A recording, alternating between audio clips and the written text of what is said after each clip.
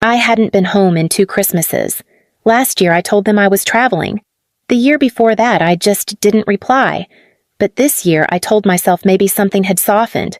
Claire had lost her job, her husband, and most of that charm she used to walk through life with like a shield. I figured maybe things had changed. Or maybe I just wanted to see if anyone noticed I was still around. I arrived late, just as the kids were opening their 3rd round of gifts.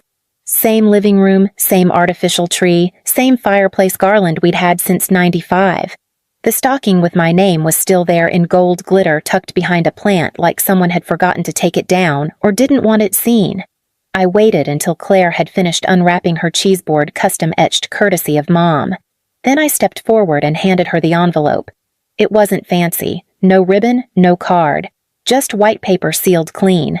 Inside was a receipt and $147 in cash, 3 months' rent already paid. I'd called her landlord the week before, quietly. No big gesture. I thought she'd understand. She peeled the flap open like it was junk mail and pulled the bills out, slow fingers grazing the receipt. For a second, she just blinked. Then she smiled wide, sharp. One of those old Claire smiles she used to wear like armor back in high school. "Oh, wow," she said loudly, raising the envelope. "Looks like someone's trying to buy her way back into the family." The laughter came fast. Full, rich, like champagne popping. Uncle Dan clapped his knee. Mom gave that tight little laugh she always did when Claire landed a zinger. Dad just leaned back, took a long sip of his beer. No one asked what was inside. No one said thank you. No one even looked at me. I reached forward, pulled the envelope back from her hand without saying a word, and slid it into my coat pocket. "Good to know," I said. The room went silent briefly. Claire blinked. Mom's smile faltered, but no one stood up.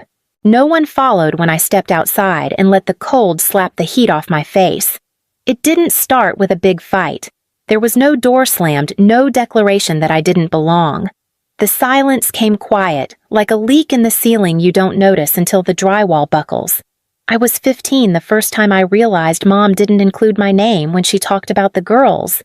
It was always Claire's choir performance, Claire's grades, Claire's dress for homecoming. Not once did she mention that I'd placed first in the district math competition. Not once did she say I was the one who repainted the porch when Dad slipped a disc and couldn't climb the ladder. I was the quiet one, the steady one. The girl who fixed the router without being asked, who made her own lunch through middle school, who gave Claire her last $20 before senior prom and never asked for it back. When Claire didn't get into Duke, Mom cried for a week. I remember the exact sentence she deserved so much more. When I got into Purdue on a full scholarship, she said, "That's nice. At least you'll be close." I chose the dorms anyway. By the time I graduated, Claire had married Mason, the kind of man who called waitresses sweetheart and got louder when he drank. Big backyard wedding, white tent, string lights. I folded napkins with Aunt Doreen while Claire posed for photos. I wasn't in the bridal party. I wasn't even allowed a +1. "Space is tight," Mom had said. The divorce came 2 years later. No one talked about why. Just that he never appreciated her. I knew things. I'd heard the voicemails, the fights that blurred through my phone speaker at midnight, but I never said a word. That's what I was good at, not making things worse. Then Mom needed outpatient surgery, something routine. I drove 3 hours north after leaving work early, thinking maybe this was a moment I could be useful. When I walked into the waiting room, Claire was already there, latte in hand, surrounded by Mom's friends. She looked me up and down, then turned back to her story without a word. That same visit, Dad let it slip. Claire had moved into the little unit behind the house. "She's getting back on her feet," he said, like she was conquering Everest. I offered to help with the medical bill. He smiled, said Claire already took care of it. I sent a check anyway. From there, it got quiet. I wasn't on the invite list for Dad's retirement party. I wasn't part of the group text when they sold Grandma's piano. One day, I saw that Mom had updated her Facebook profile to a beach photo, just her and Claire. I left a comment. "Looks like fun." It disappeared within the hour. That was when I stopped asking to be included, but I didn't stop showing up. I still Venmo'd Mom for her prescriptions, still sent Santa gift cards to Claire's kids, Still helped when Dad fell and needed someone to patch the handrail. I was never asked. But I came, like the extra chair no one pulls out but never puts away either. Austin wasn't a plan. It was a job listing and an opening I didn't talk myself out of. I packed 2 suitcases and a second-hand laptop and took the train down. My first apartment was a 3rd-floor walk-up over a vape shop. The blinds cracked when you touched them. The stove hissed every time it lit. But it was mine. Quiet. Predictable. No one barged in. No one asked why I'd gone. The job was solid legal compliance for infrastructure grants. Mostly I spent days buried in state code and audit trails. I learned how to speak in clauses and subclauses, how to notice missing signatures faster than names. Promotions came without fanfare, just a new line under my email signature. I didn't mind. I never liked clapping. Mom would text every so often.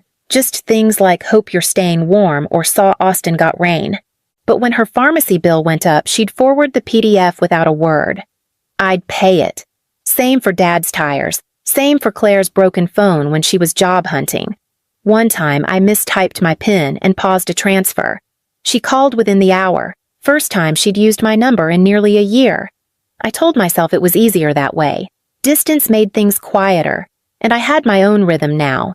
Morning walks, grocery lists, a neighbor who always said hello and meant it. Then Ryan showed up. We were paired on a risk compliance report, bridges, weight limits paperwork no one wanted. He wore rolled-up sleeves and swore at spreadsheets like they were old enemies. On the second day, he brought me coffee without asking how I took it. Just said, figured it couldn't hurt. It didn't. He had a rescue dog named June and parents who lived 20 minutes out. When he asked me to Sunday dinner, I said yes before I thought of a reason not to. They weren't extraordinary, just kind. His mom made banana pudding from scratch. His dad told slow jokes and offered second helpings. No one asked if I was married. No one asked where I'd been. They asked if I liked green beans, if I wanted the end piece of the meatloaf. I did. The email wasn't meant for me. I knew that the second it landed, subject line, too formal, too polished. Family property planning next steps. I clicked before I could think twice. It was a forward, probably by mistake. A thread between mama lawyer I didn't recognize and a title company. Buried in the back and forth was a sentence that stopped everything. Finalize quitclaim language Claire listed as sole occupant of the carriage unit. My name wasn't in the CC. It wasn't anywhere. Not as a co-owner. Not even as someone to be notified. I scrolled back up, reread it. The carriage unit. The little cedar house behind our family home. The one Grandpa Ray built after retirement with his own hands. The one he said was for the girls when the world gets loud. His words. I still remembered them. On my 19th birthday, he gave me a key, wrapped it in a flannel handkerchief, said, just so you know, Evie, you always have somewhere to land. I'd kept that key. It was still on a ring I never used. Now they were quietly finalizing paperwork to give the whole place to Claire. Like I'd never stepped foot there. Like I didn't exist. I didn't reply. I didn't call to ask what it meant. I opened my documents folder instead. Searched through every file I'd kept since Grandpa passed. Insurance paperwork, probate filings, copies of the original deed. And then I saw it something I barely remembered, signing temporary authorization for medical proxy. Dated 6 months before Grandpa's stroke. Meant for picking up prescriptions, signing him in for lab work. But the version attached to the email had something else. A second page. A quiet, convenient clause. In the event of the signer's absence or disinterest, remaining property may be reassigned. Below it my name. Digitally typed, and a signature I didn't recognize. Slanted too round. Not mine. I sat still for a long time. Not angry, at least not in the usual way. Just quiet. The kind of quiet that sits in the lungs and makes it hard to breathe. I printed the form. Stapled it to the original I had. Circled the differences. That night, I didn't eat dinner, didn't call Ryan, just walked 2 blocks under a street lamp hum and back the folder tucked under my arm.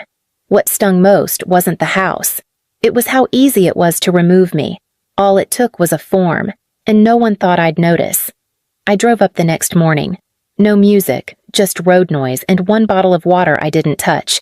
The little town hadn't changed. Same grain elevator, same gas station with the busted pump cover, same front porches sagging under time and weather. Mr. Harris still lived 2 doors down from where Grandpa Ray used to sit on the swing and call across the yard. He recognized me before I stepped out of the car. "Evelyn Cooper," he said, nodding once. "Knew you'd come eventually." I didn't ask how. He led me to the garage past the workbench, still cluttered with old paint cans and coffee tins full of screws. From the top shelf, he pulled down a metal box, gray dented at the corner, the kind Grandpa used to keep spare keys and half-finished crossword books in. "He gave me this the week before his last hospital visit," Mr. Harris said, setting it on the table. "Said it was for you. Just didn't know when you'd want it." Inside was a folded flannel handkerchief, faded red plaid. I knew it immediately. Wrapped inside the original key. Not the spare. Not a copy. His key. On a worn brass ring. Beneath it, a stack of envelopes, photos, a note in Grandpa's blocky handwriting. "In case Evelyn ever doubts it, this is hers too." The photos were small matte prints from an old roll-me painting the porch, sitting beside him at the VA clinic helping him cut wood for winter. In one, he's looking at me instead of the camera. The kind of look you don't get by accident. Tucked in the bottom, a page torn from a yellow legal pad. No legal stamp, no notarization, just a line that read, "If the girls ever divide the house, Evelyn has first say on how." She earned that much. No one else had seen this. No one else needed to. I drove back that night without calling anyone. Didn't mention the box. Didn't forward the email. I just sat at my kitchen table and let the quiet settle around me, solid and low. There it was, proof that I hadn't imagined the way he looked at me or the way I'd been erased. I hadn't disappeared. They'd covered me up. I parked across from the steakhouse 20 minutes early. It was one of those chain places they liked, casual but dimly lit enough to pretend it was private. Through the front windows, I saw Dad helping Mom out of the car, her coat still too thin for March. Claire trailed behind, blazer sharp, lipstick sharper. They walked in smiling. I waited 5 more minutes, then got out. Folder in hand, coat zipped high. When I reached the host stand, the girl smiled like she didn't know what to do with me. "I'm with the Cooper party," I said. She blinked. "Oh, right this way. They weren't expecting me." When I approached the table, the shift in the air was instant. Mom's smile froze before it finished forming. Dad sat straighter.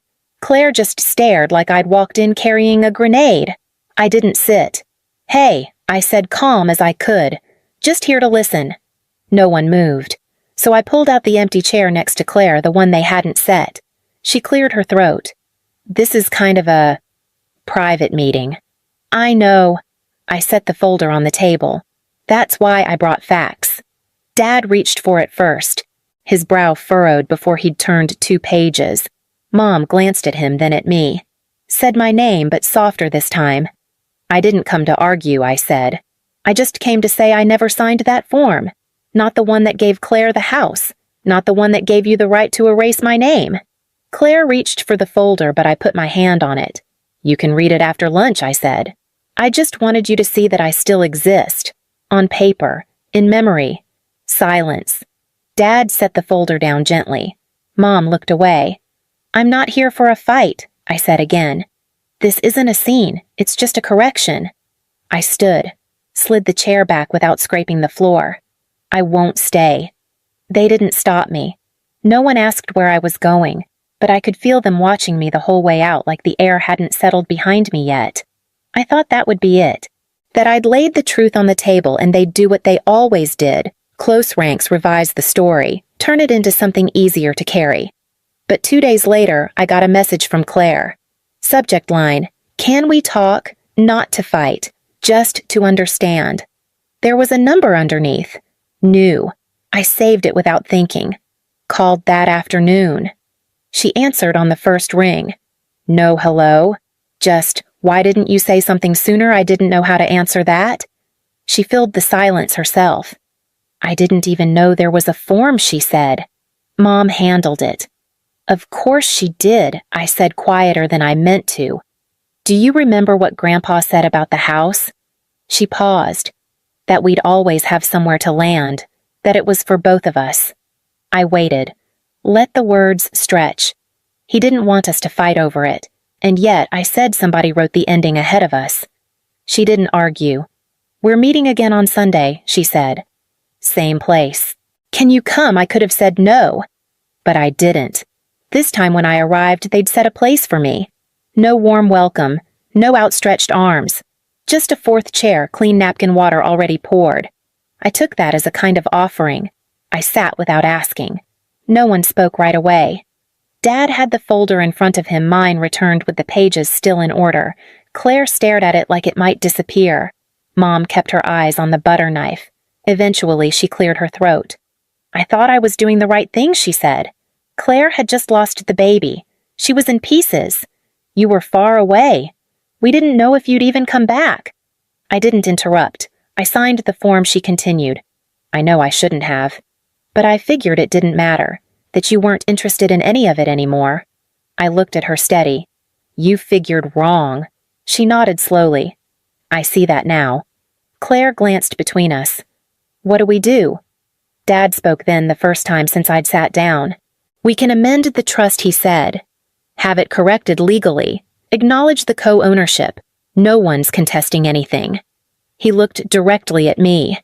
"And for what it's worth, I'm sorry. I should have checked. I didn't expect him to say that. Not because he wasn't capable, but because it had never occurred to him that he needed to." "I'm not here to reclaim property," I said. "You can keep the structure. I just want the name restored. Officially. Permanently." Another pause. Then Claire asked the question I'd been bracing for. Why now? There it was, the real question. I took a breath. "I'm not asking to be part of the family," I said.